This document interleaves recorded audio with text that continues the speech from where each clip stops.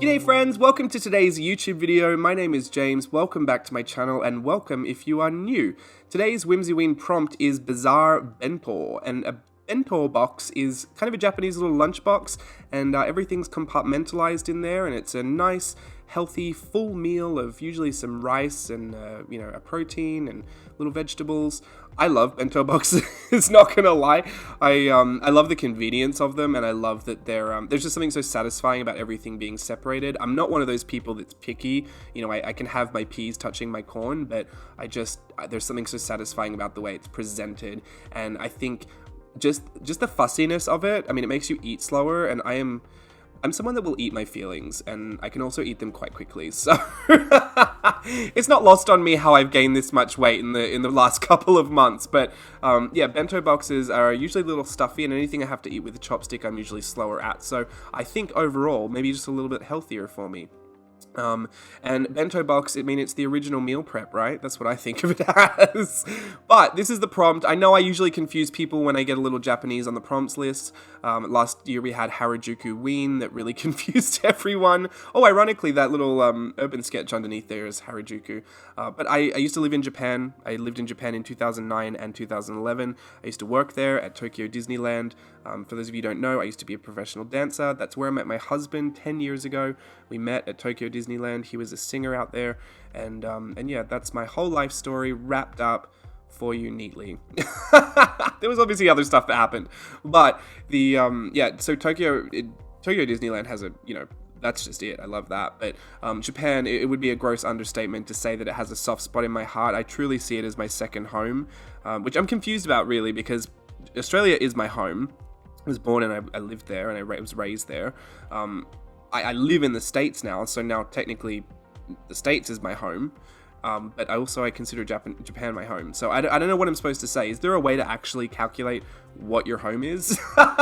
Or should I just accept that I'm nomadic at this point? That I'm just a little transient? I don't mind. I'll claim all three. But yeah, I still call Australia home. Hashtag Spirit of Qantas.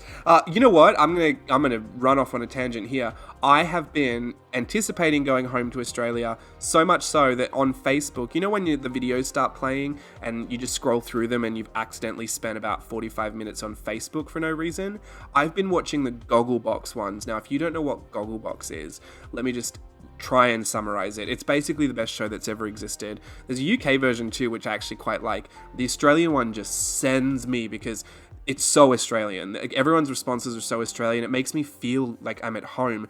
Y'all don't know. If there's any expats listening right now, I need someone to back me up on this. When you're Australian and you come to the States, television is so different. The way that people react to things, and the way that even ads are made in the States, and even the way that they're targeted at you, I feel like everything here is so different with respect to TV culture. But at home, it's just so Australian. There's a specific Australianness to Australian TV.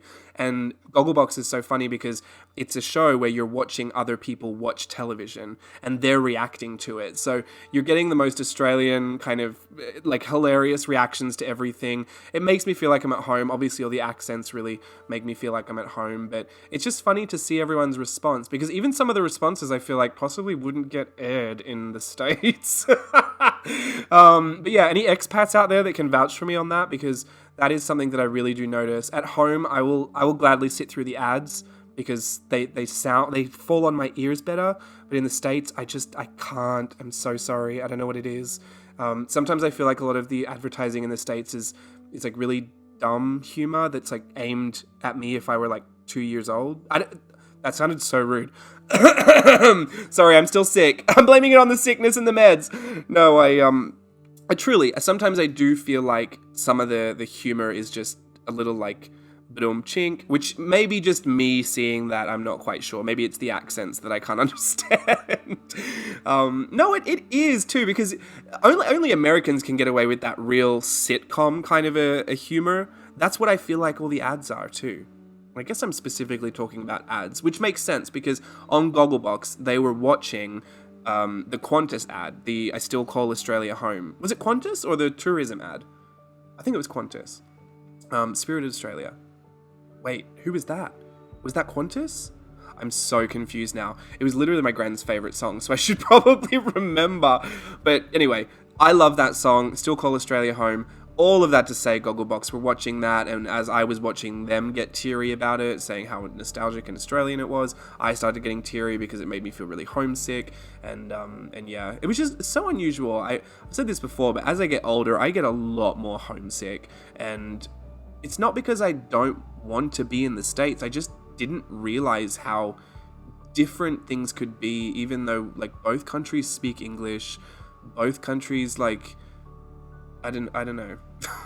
Both countries are like close enough. You know what I mean? They're similar enough, but they're so different. And I guess it's just maybe you have a bias to wherever you were raised. Because I think even if you're living in your home country and you're out of state, I think something even feels like you're in a foreign place. I don't know. I didn't feel like that in Japan, so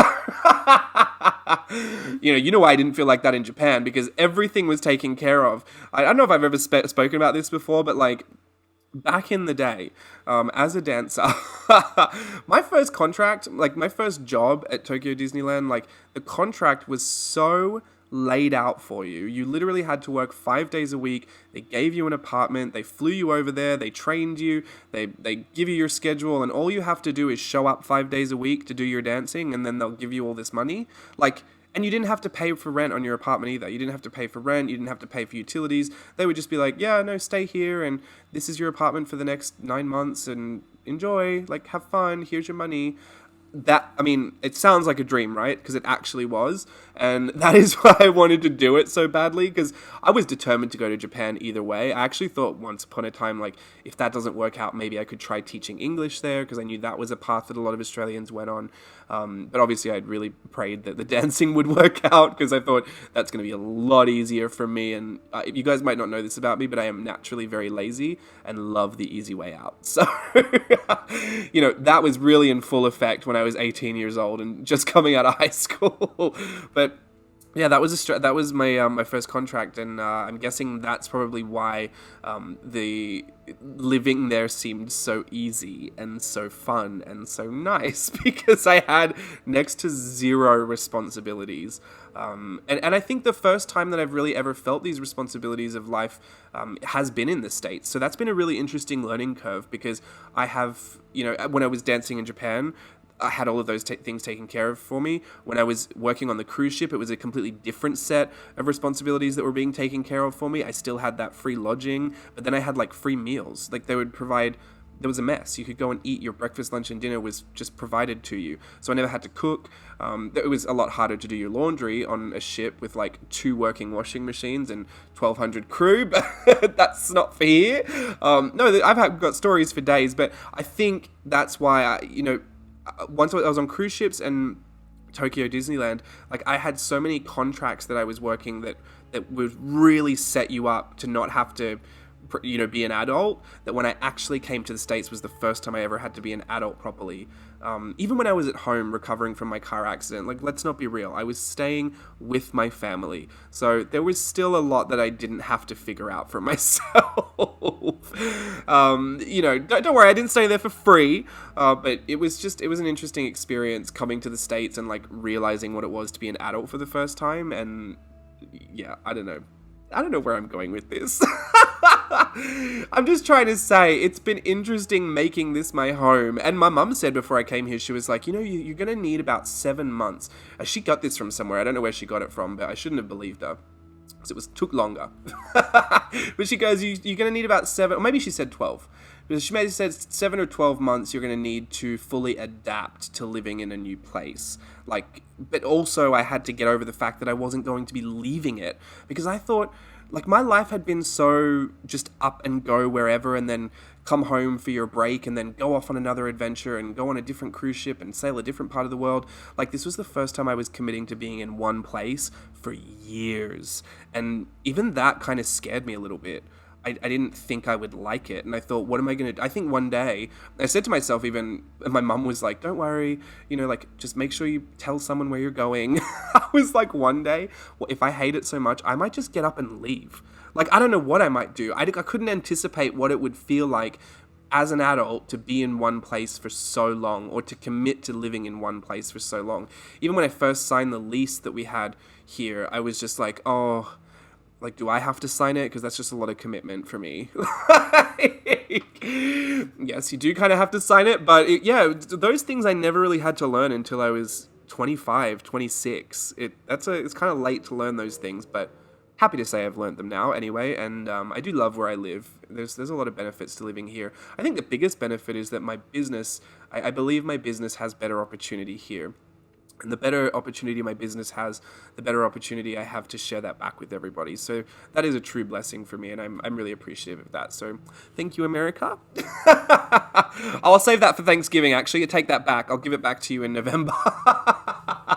Anyway, so Bizarre Bento. Wow, I should have said something about it. I think the only other thing I wanted to have a chat about was my watercolor palette, just to address one of the questions I got asked quite frequently, and that is, what are the colors in your watercolor palette? Now, I've got two parts to this, and I don't think you're going to like either of them. No, it'll be fine. I want to share this with you. The only problem I have is that when I put this watercolor palette together, I found the names of every single color, every single brand, and I put it together in a kind of a spreadsheet. I took photos of it and scanned it and everything and put it together real nice and put it in an edition of the Playtest 2 Playtest Press, which was a Patreon offering from this most recent one in 2019.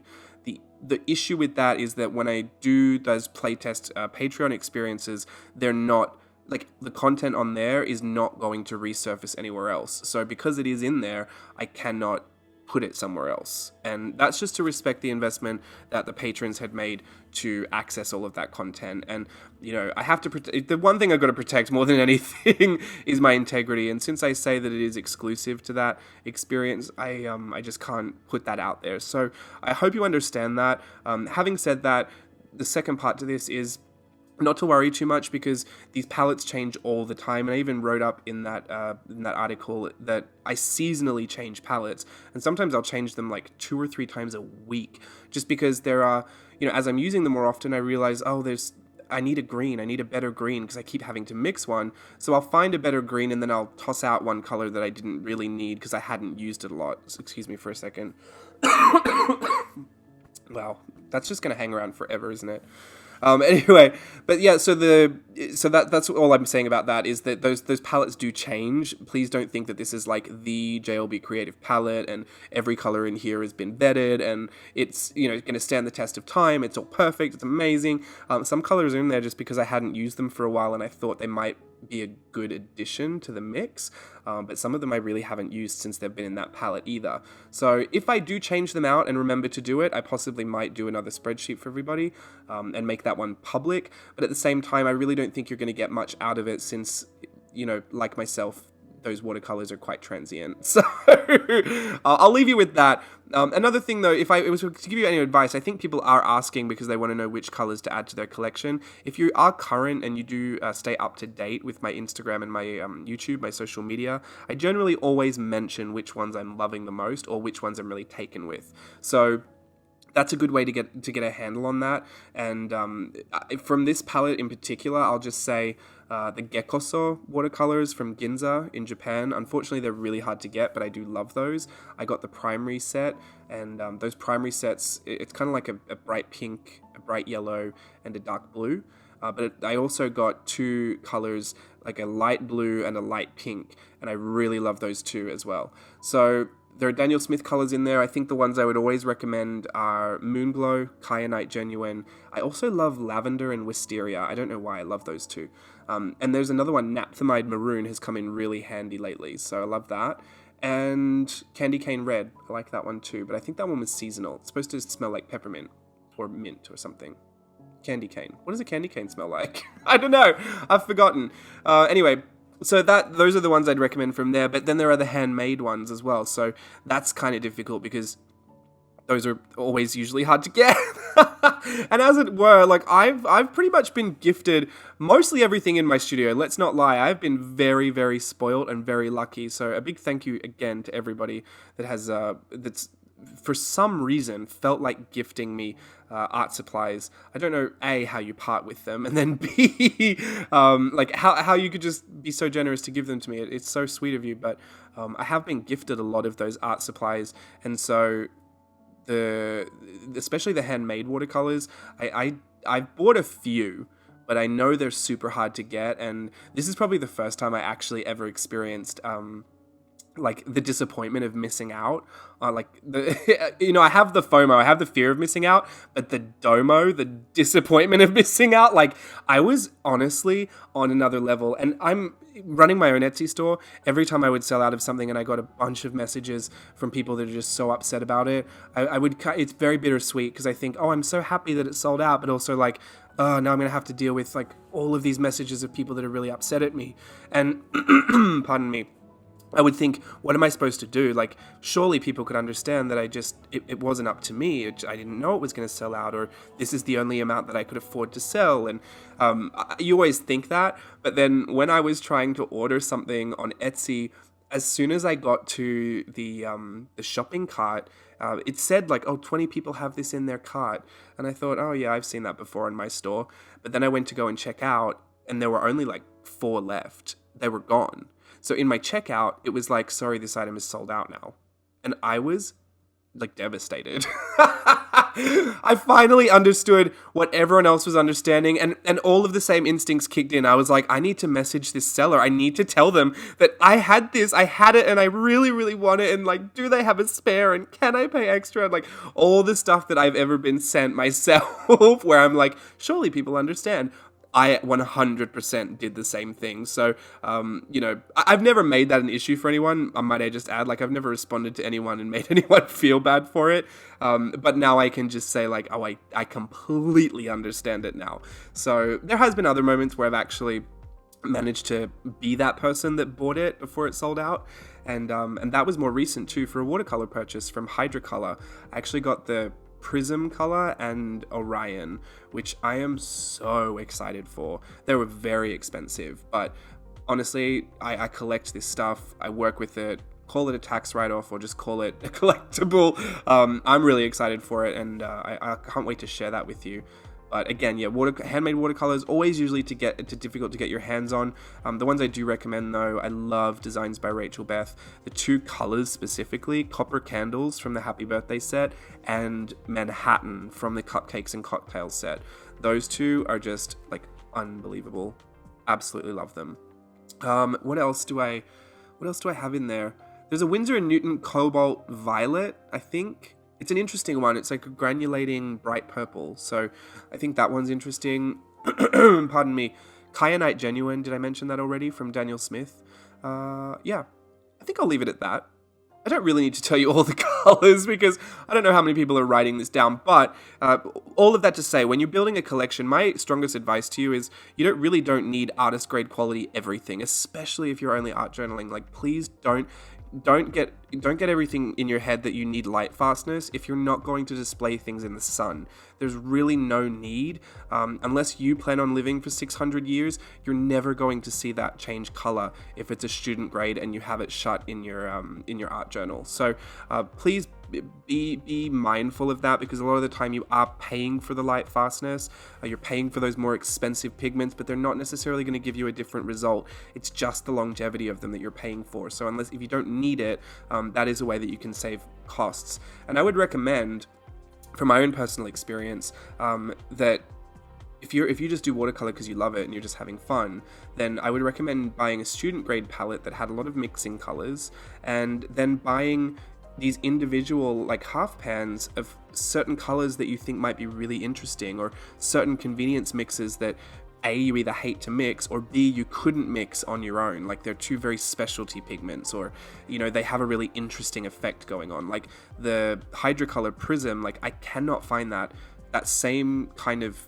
watercolor anywhere else, so I'm going to invest in that one, albeit that one was very expensive. But you know what I mean, the stuff that you won't be able to get or you won't be able to mix yourself, save that for fleshing out your collection, and really put your investment into those extra special ones. All of the standard stuff, I just say go for student grade and keep your money for that more special stuff. That's just my 2 cents worth. You really don't have to take it. Anyway, I hope you enjoyed the video. I better get off here because it's going to be way too long if I keep chatting. But I hope you had a good time. I'll see you again in the future. Bye.